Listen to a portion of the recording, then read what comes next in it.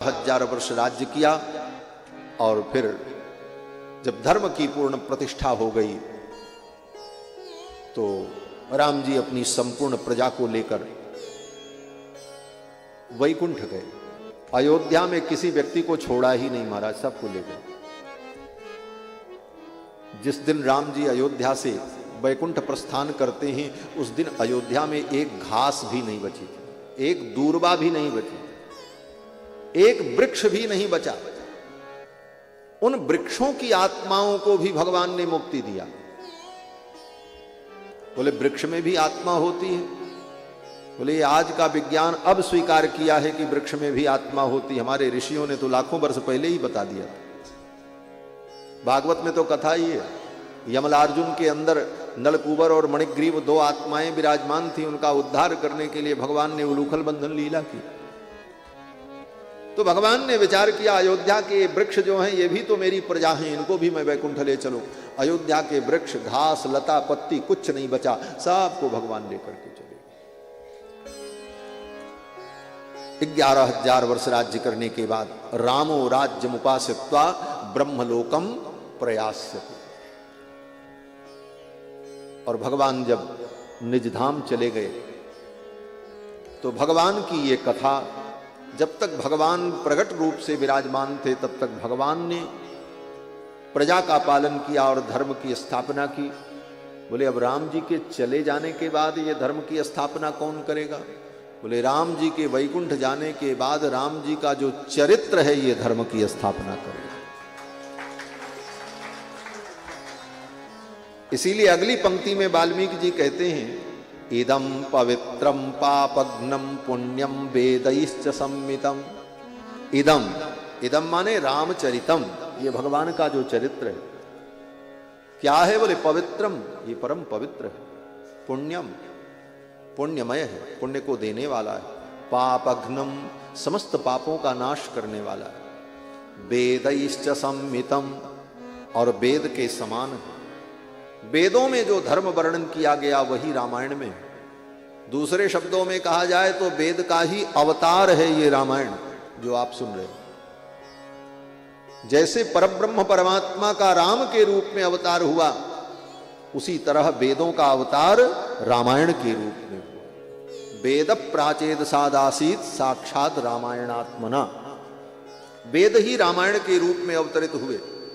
तो इस पवित्र इदम पवित्रम पापघ्नम पुण्यम वेदैश्च सम्मितम यह पठेद रामचरितम। इस रामचरित्र को जो पढ़ता है और पढ़ने के साथ साथ जो सुनता है, सर्व पापैः प्रमुच्यते, वो समस्त पापों से मुक्त हो जाता है। ये समस्त पापों से मुक्ति देने वाला ग्रंथ है।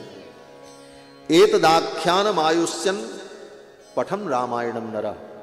इस आख्यान को जो व्यक्ति पढ़ता है, इसे सुनता है, वह व्यक्ति पवित्र हो जाता है। और वह व्यक्ति तो पवित्र होता है, उसका बेटा भी पवित्र हो जाता है।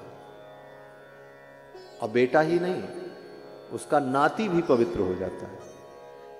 वाल्मीकि जी कहते हैं सपुत्र पौत्रः, उसके पुत्र पौत्र, सगणः, उसके जो साथ रहने वाले लोग उसके गण, सगणः, प्रेत्य स्वर्गे महीयते, उसके परिजन भी पवित्र हो जाते हैं। पुत्र पौत्रादि, पोता परपोता, सब पवित्र हो जाते हैं। उसका वंश पवित्र हो जाता है जो इस कथा को श्रवण करता है, और सभी उत्तम लोक के अधिकारी हो जाते हैं। ये राम कथा की विशेषता है। और फिर अंत में 100वें श्लोक में नारद जी वर्णन करते हैं कि पठन द्विजो वाग वृषभत्वमीयात्। अब लौकिक फल बता रहे हैं। अभी तक जो बताया वो तो पारलौकिक फल था रामायण का। 2 फल होता है, एक प्रत्यक्ष फल, एक अप्रत्यक्ष फल। मानव का स्वभाव है कि प्रत्यक्ष फल में इसकी ज्यादा रुचि होती है। अप्रत्यक्ष फल में विश्वास तो होता है लेकिन उतनी रुचि नहीं। प्रत्यक्ष फल चाहिए। तो रामायण के सुनने और पढ़ने का अप्रत्यक्ष फल जो है वो तो बता दिया। क्या? बोले जो इसको पढ़ेगा वो पाप से मुक्त हो जाएगा और उसे उत्तम लोक की प्राप्ति होगी, और उसको ही नहीं उसके परिजनों को भी हो। ये तो हुआ अप्रत्यक्ष फल, जो हमको आपको दिखाई नहीं पड़ता, जब मिलेगा तब मिलेगा।